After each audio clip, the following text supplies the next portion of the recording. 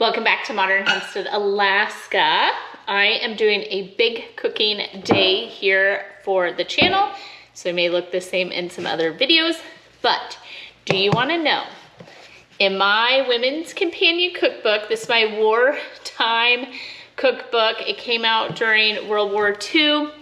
It has a note and stuff in there. I can link that video in the description box, and you can watch all of our wartime cookbook recipes. We've been working through it slowly I admit, but still working through it.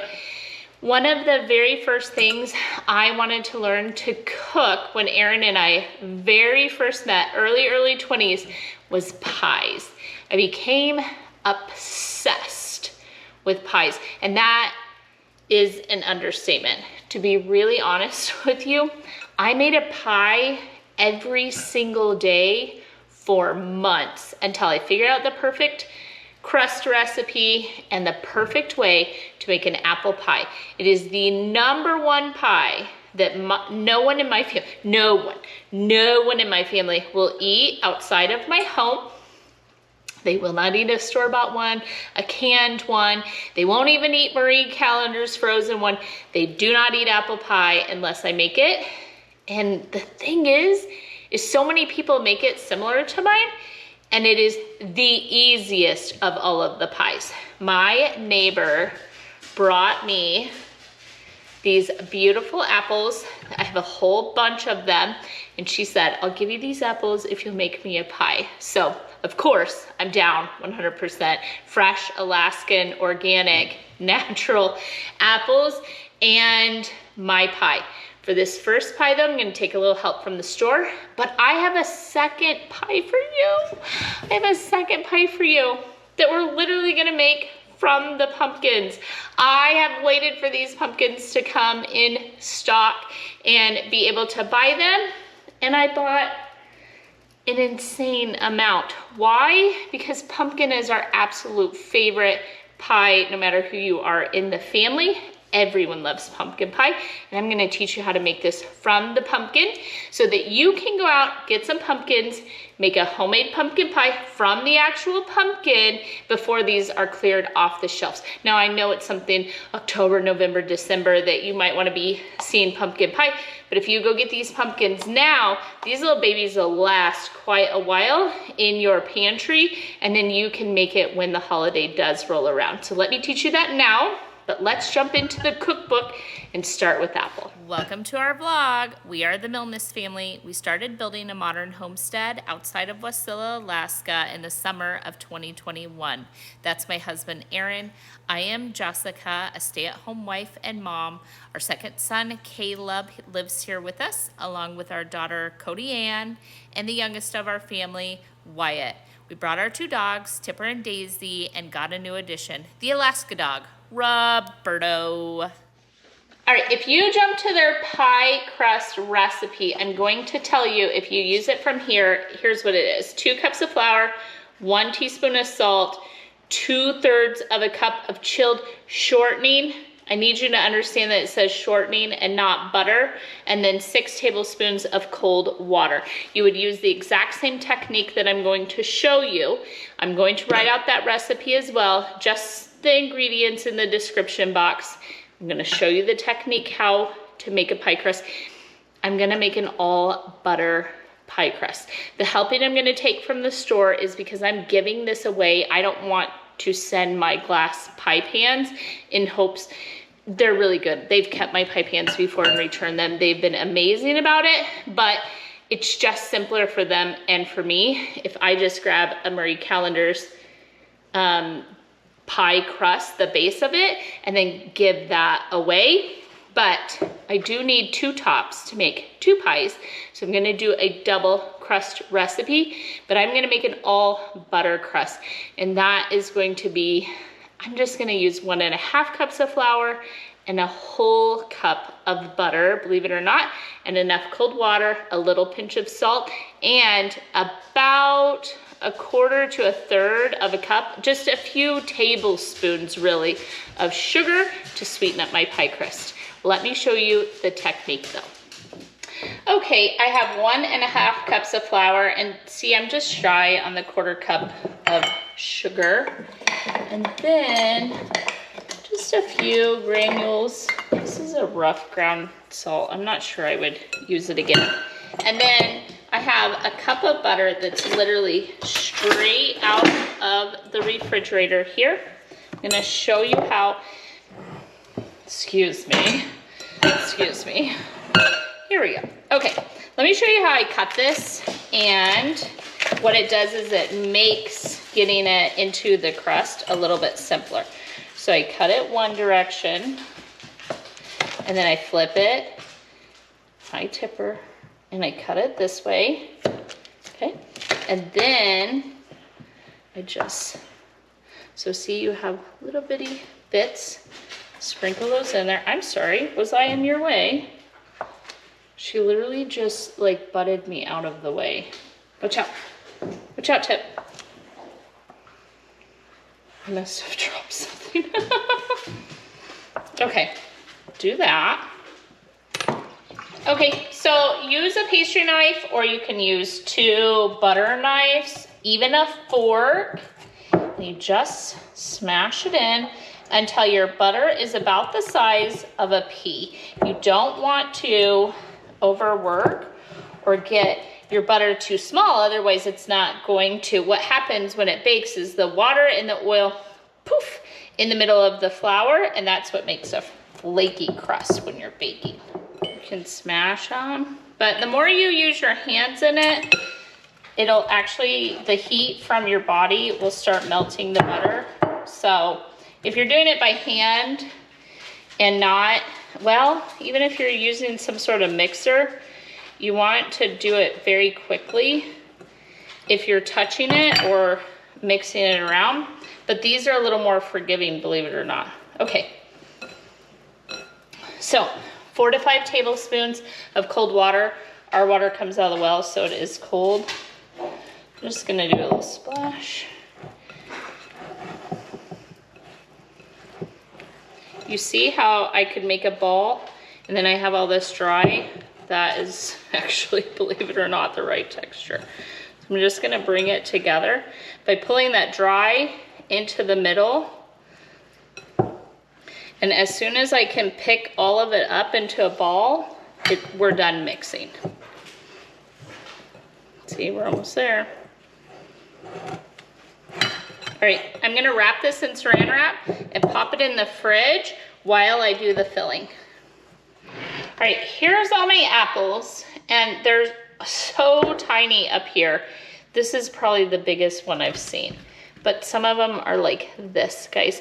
So because I'm actually gonna peel these apples, I don't generally, I make my apples, if I'm getting like a big store-bought apple, quick enough that I don't need to put it in some sort of acidic water in order to keep them from browning. But I have some limes, I have some lemon, so I'm just gonna squeeze a lime into some cold water, and then as I peel and slice the apples, they'll jump in here. The apple pie recipe is pastry, sugar, flour, cinnamon, salt, apples, lemon juice, we do actually need that later, and then butter. So I need 4 to 5 cups, that's per apple pie, so I'm gonna double it. So I need 8 to 10 cups of apples. All I'm going to do is peel and slice the apples.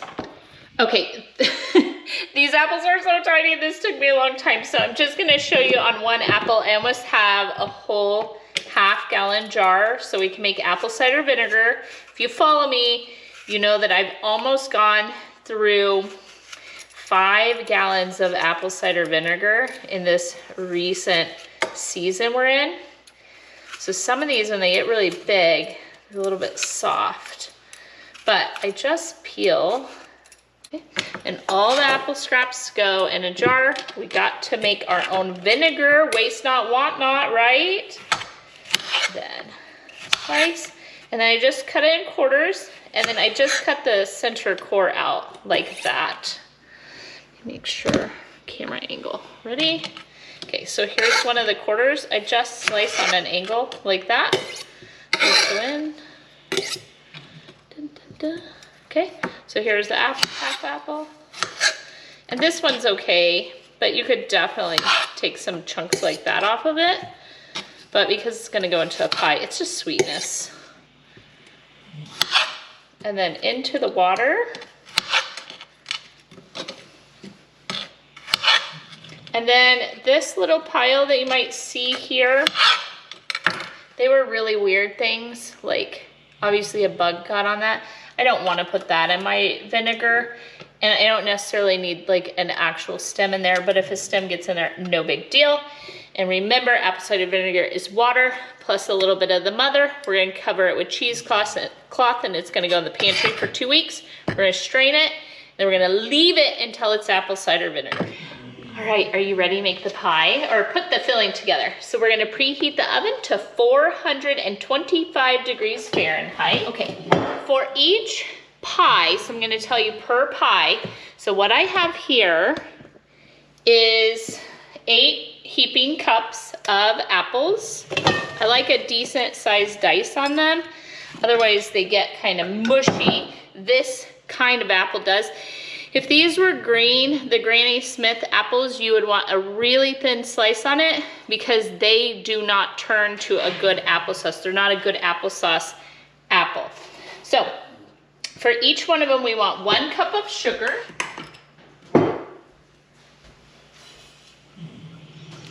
For each pie, we want 2 tablespoons of flour. Now, it says 1 to 2 tablespoons if you have this cookbook. We want 2 because of the type of apple it is. This apple is gonna give up a lot of juice and become a little bit smushy, so 2 tablespoons. Again, if you're doing the big green Granny Smith ones, go with 1 tablespoon of flour because it's not going to do the same thing.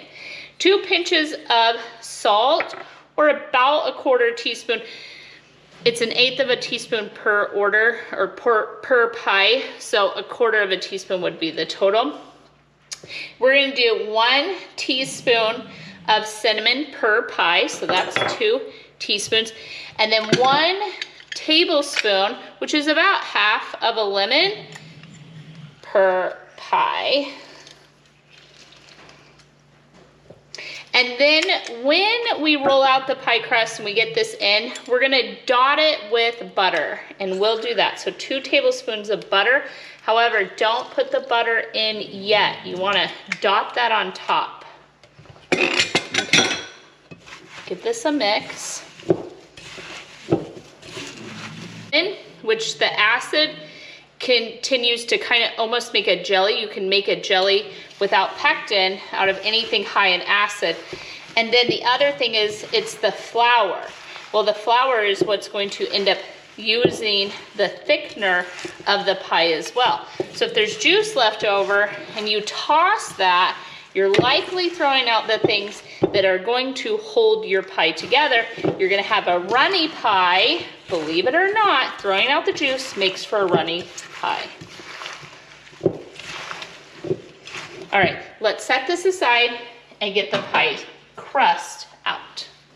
These Marie calendars are my favorite store-bought pie crust, and the reason is the pie pan is a lot more hearty than the off-brands, and it's a really nice deep dish pie crust.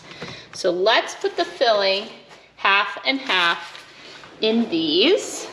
All right. Now remember, we want everything out of the bowl. This is a soft butter. You could obviously do a nice cold one. But this is what dotting a pie is. If you have really old recipes, it's gonna say dot the pie. This is what it is. We're putting little dots of butter. All right, we got the pie crust out. I actually popped it in the freezer, not realizing that the tiny apples were gonna take forever to peel. And no, I couldn't use one of those automatic peelers. The core part of those automatic peelers would have had the literal, it would have The apple would have been nothing but a core. Okay, so we're gonna divide that in half. Half goes there. Smash half into a ball. Little flour down. Flour in the rolling pin. Start in the middle and work your way out.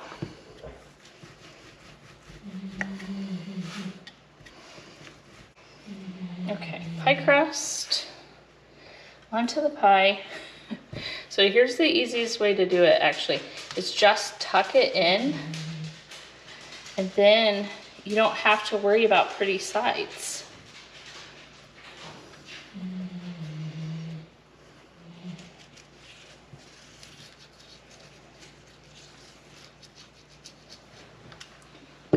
And then I just have some sugar and cinnamon. Okay, these two beautiful pies are gonna go in a 425-degree oven for 30 to 40 minutes until they're golden brown. You wanna put them in the middle or the lowest part of the oven in order for the crust at the bottom and the pie inside to bake. So lower the better on pies. Yummy, yummy, yummy. The alarm just went off. Let's pull the pies. Oh. Yeah, smart move. These are such juicy apples. Look at, I had so much spillage, but that's okay because I put it on a baking sheet covered in foil. Oh, those are pretty. Okay, apple pie cools completely before we can cut into it. The apple pie turned out absolutely amazing. Now join me for the pumpkin.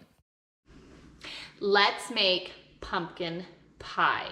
I am going to make you the star of the dessert table at upcoming family holidays for the season. And I'm gonna show you how to do it right now from this raw little baking pumpkin all the way through to the pie. Are you ready for that? Let's do pumpkin. Okay, to start today, because pumpkins are round, they're slippery, and they can move things, I will put wet wash rag under my cutting board, and I will get out one of my sharpest knives. I have 2 baking sheets, and I'm gonna preheat the oven to 350 degrees. What you're gonna want to do is super simple. I'm gonna teach you how to scrape all of it out of here. You can run it through a food mill. You can do it a bunch of different ways, but this, instead of peeling and cutting and coring and all of that, this is how my mother-in-law taught me to do this, and it is the perfect way to cook these little pumpkins. These last forever. It seems like a really long time just out in your pantry. And so any of them with, let's see, blemishes, or they all look really good, but here's one that this could start to turn into something. It's not obviously turning into anything right now, but it could start to turn into something, so we'll choose this one. I'm not gonna do all of these pumpkins today, so we're going to just get going on a few of them, however many fit on my 2 baking sheets. So here's what we do. Cut the top. See why it's important that it's sharp? Try to balance it. And the bottom.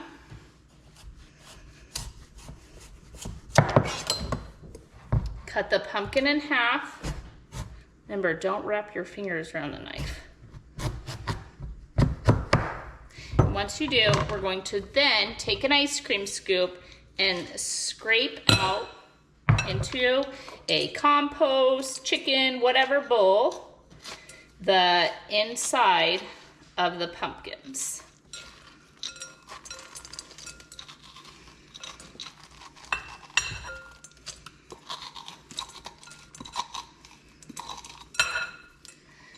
Now, these are not like jack-o'-lanterns. They don't have a ton of stringy stuff in the center.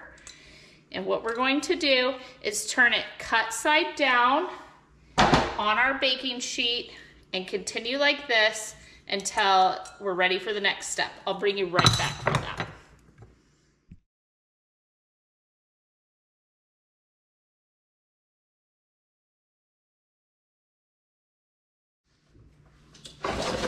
Okay, I was able to get 6 pumpkins on total on the 2 sheet pans. And what I'm gonna do is take some water. And I just wanna cover the bottom because we're gonna steam the pumpkins in the oven. So a little bit of water, make sure that they got some water in there. So what we're gonna look for is the pumpkins. We don't want them drying out, so that's why they're face down. And then we'll be able to clean them up. We'll just scrape them out. We don't have to peel them or anything like that. And what we're looking for is the pumpkin to cave in. So we're going to check on these every 30 minutes or so until I can touch the pumpkin and it turns flat, it caves in. If you check back in 30 minutes, there's no water, go ahead and add a little more water to it because like I said, we're steaming these pumpkins. We are not roasting them. It's been about an hour and I've been working on other projects, but these guys are done. And let me show you how we know. Now, they're not burnt, but you see how they started to collapse? And I shut off the oven because I had to run get Wyatt from school. They're still too hot for me to scrape in and handle, but you can see the steam coming off of them. But once these cool down, I'm gonna bring you back. I'm just gonna flip them all over. I'm gonna bring you back and then show you what to do next. All right, these have cooled down enough that we can touch. I don't want all the stringy stuff, and so I just kind of scrape a little bit of that out, but it's no big deal because this we're gonna process anyway as well. So that goes, and then you just take each one of the pumpkins and I'm gonna put them over a strainer because I want as much liquid out of the pumpkin as I can. Otherwise, you're gonna have a really, really runny pie. So let's clean out the pumpkins. Let me show you one. So we just want to pull just the stringy stuff, and it really separates easy now, but when it's not cooked, it's really hard to pull that stuff. So, and then look at how much it'll just slide.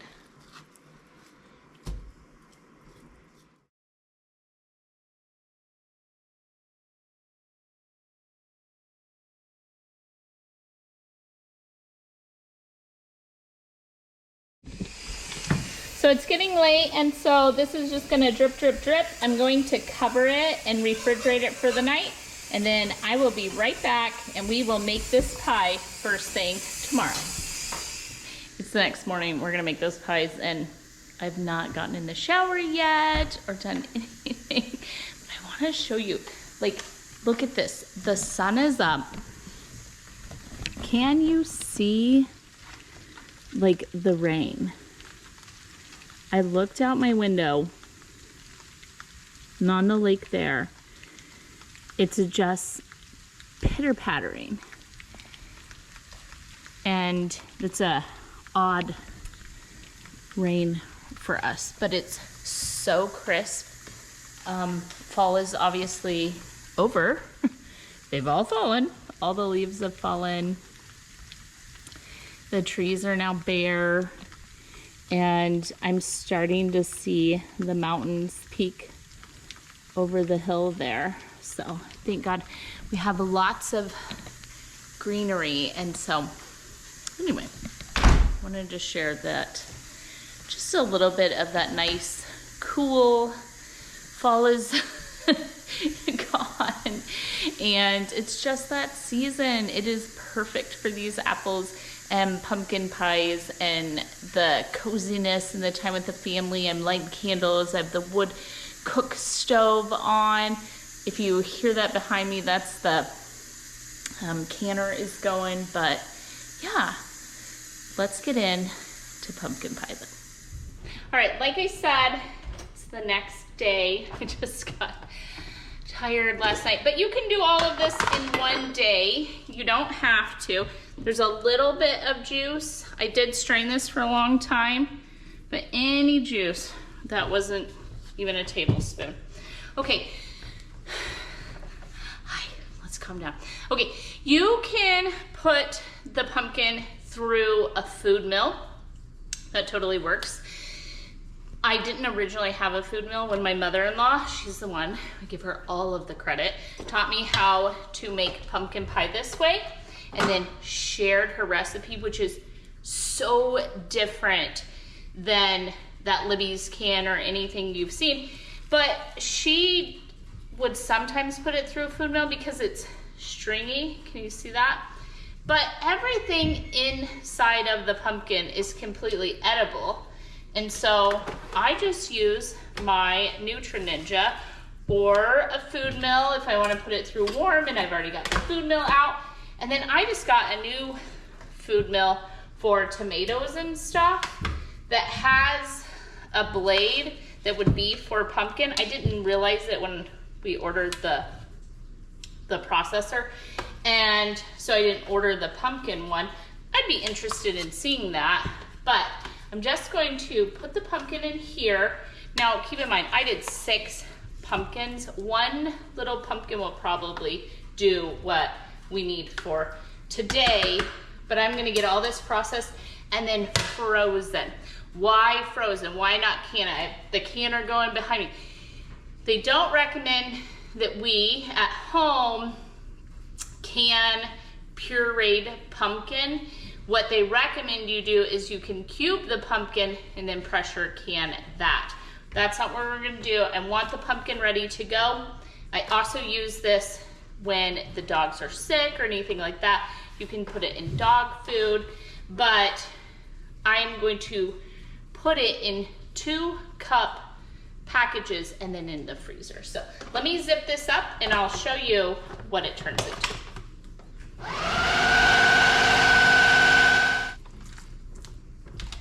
So you see that? It might be a little bit stringy doing it this way, 2 or 3. It's no big deal. I like having a little bit of texture in my pie, but it's basically the same, the same consistency of the pumpkin that you get in a can. All right, let's mix up the pie. We are going to double it. I would be in so much trouble in my house if I did not make at least 2 pies. And the funny thing about this recipe is there's always some extra left over, and so I like to just cook that in a little dish and just basically you have the pie filling without the crust. What I think happened is this is such an old recipe. It was my so Aaron's grandmother, so who knows where she got it, and then his mom, and so on, and then on down to me. I think pie crust used to be so much shallower. Well, I know that they were more shallow than they are today. So I think it originally made 2 of the smaller pies as opposed to 1 deep dish pie. So when you're making 1 deep dish pie, there's a little bit extra. Just pour it into a dish and then eat that separate. So we're gonna make a double recipe, but I'll type this out and then I'll also tell you exactly what it says. So it says to put the pumpkin in the bowl first. I need 2 cups of pumpkin per recipe. So I'm gonna do 4. So just scoop it.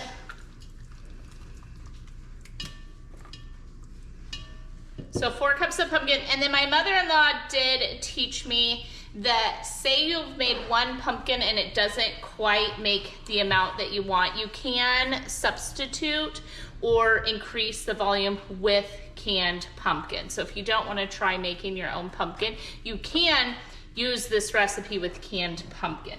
Okay, so next we're going to do 1 cup of brown sugar.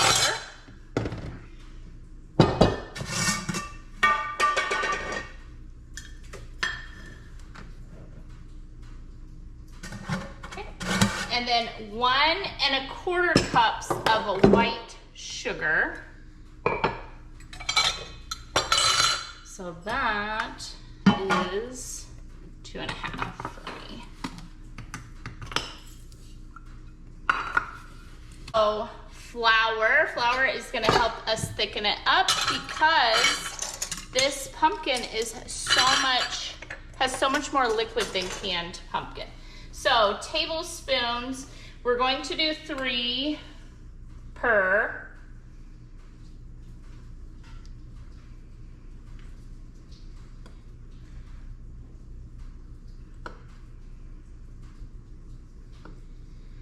And I do a little bit heaping because I found it sets up a little bit faster. Okay, tablespoons. And then we're going to add the seasonings, a teaspoon of cinnamon. Now, I'm gonna tell you, if you don't like all of these spices, leave out what you don't like, but increase what you do. So if you don't like nutmeg or clove, increase the cinnamon. But I am gonna tell you, I've had several people that are like, oh, I hate clove or I hate these spices. And then they have this pumpkin pie without it. And they agree that for some reason, this fresh pumpkin needs the additional spices. So 1/2 teaspoon of allspice.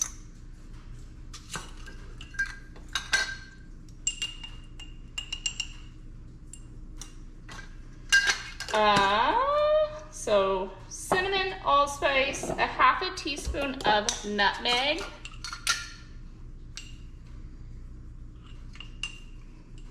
Yeah, I saw some. Oh, yeah. Make sure there's no clumps in your spices, because that would be horrible to bite into a chunk of nutmeg or clove or something like that. 1/2 teaspoon of ginger.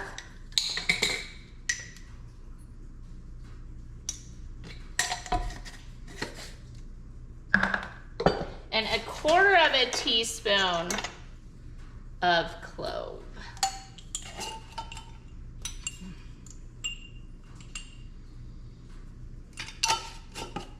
Okay. And then salt, 1 teaspoon.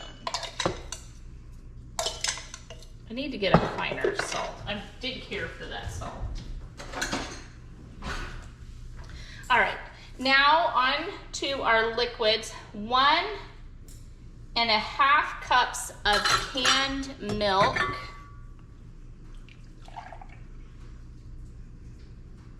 Which is 1 can. So I'll be right back. I need to open a second can. There we got our second can of milk. All right, and to that, we're going to add 1/2 cup of either heavy cream, which is the best, 1/2 and 1/2, or whole milk. If you're not here in the US and you don't know what 1/2 and 1/2 is, it's 1/2 cream and then 1/2 whole milk. So you're better off as close to cream as you possibly can. So I need 1 cup total of heavy cream.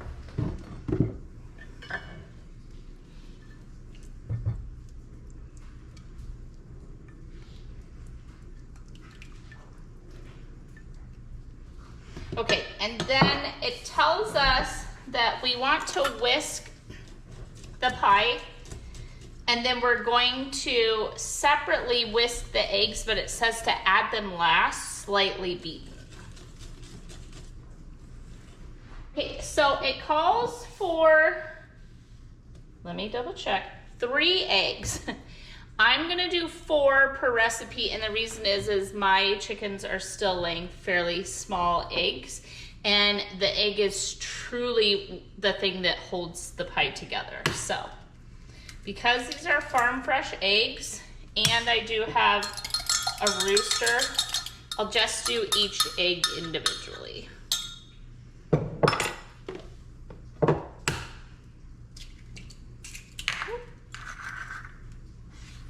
All right, now I'm just gonna whisk that in really good.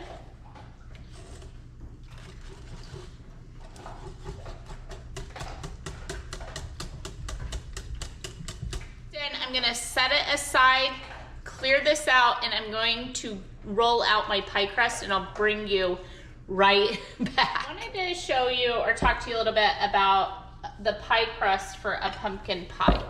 Pumpkin pie cooks at a high temperature for a long time. And so it's one of those pies that if you really struggle with the edge of the crust burning, it's also a pie that doesn't need a lot of crust. So it doesn't have a top and a bottom and all those different things. It's just really a pie that can handle the filling without a ton of crust.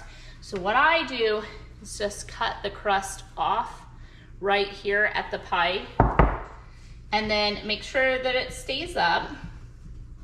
And then what you could do if you wanted like a really beautiful decorative crust, and I've done before, I don't have any of the cookie cutters now, but if you have like little cookie cutters that are like fall leaves, or if it's Christmas time, you have like some holly and berries, and for the last like 30 minutes that the pie is in, the edge will still be kind of moist enough that you could pull the pie out for a few minutes and line it almost with like cookie cutout pieces of crust. I'm not going to do any of that, but that would be really pretty if you were taking it someplace. I'm just going to chop mine off like this, and then I don't have additional burnt crust. All right, I've preheated the oven to 450 degrees Fahrenheit. It's going to go in for the first 15 minutes, and then we're going to turn it down to 350 for 45. So I have my filling, and I am just going to fill this pie crust. So they swell up a little bit, and so I've filled it just below the edge. And then it's on this sheet in case it does boil over.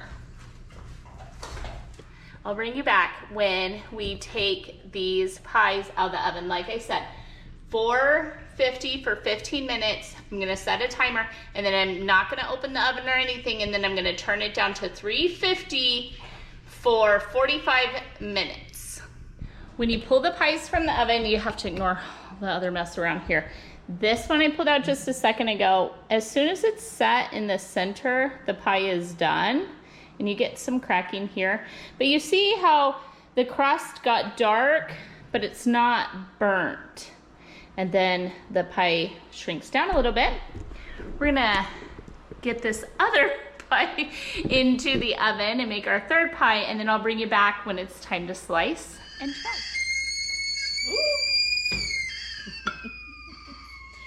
I'm making myself a little tea to go with the pie.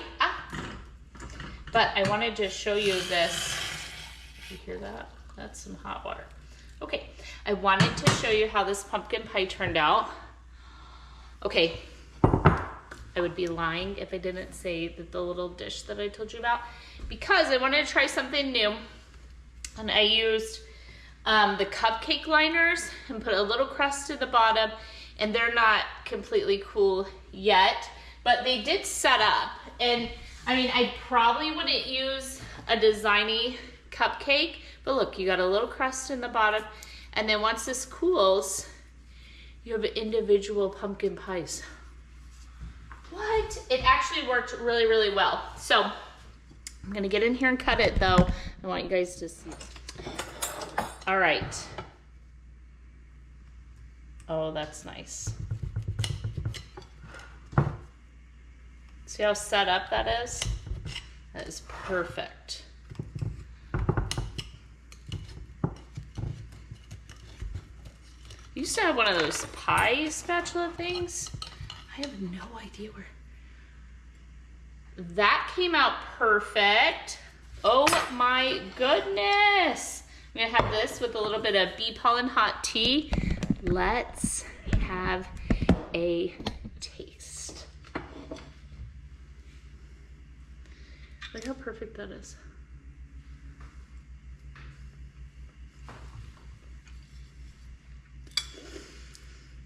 It's one of the best pies on the planet.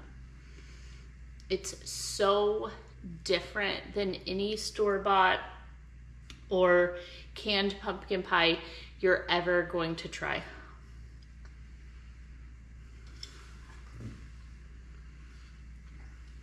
I'm a big Cool Whip whipped cream type of fan. Not needed with this one. I'm not kidding. You don't even need it. So anyway, thank you those of you that have stuck around all the way to the end for the taste test. Watch me make an apple pie from scratch. These free apples I keep coming up with. And then this pumpkin pie completely from the pumpkin, 100% from scratch. So I appreciate it's kind of a long video, I get that, but so delicious. You guys, you have got to try these things at home. They are so much better homemade, and they are not incredibly difficult. They just take a little extra time. So give it all a good try and let me know what you think if you've tried it. And then if you are interested in other things that we have going on, we have some stuff going on outside this weekend. We have some big plans around here. We're coming up on winter. The wood cook stove is now going. We're getting ready to fire up heat in the basement, and we'll just kind of walk you through all the different things that we do on the homestead. You can join us and not miss anything we do by hitting that subscribe button. When you ring the bell, you get notifications, and then you know exactly when we posted a video. When you give us thumbs up and leave comments, all those things help our channel to grow. Hello, welcome to all the new folks and everyone that's been sticking around for quite a while. It is nice to have you. So last but not least, I hope that you are blessed.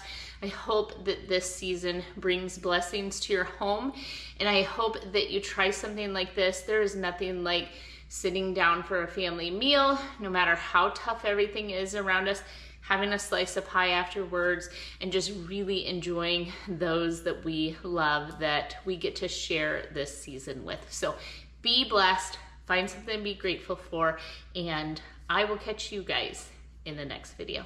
Talk to you soon.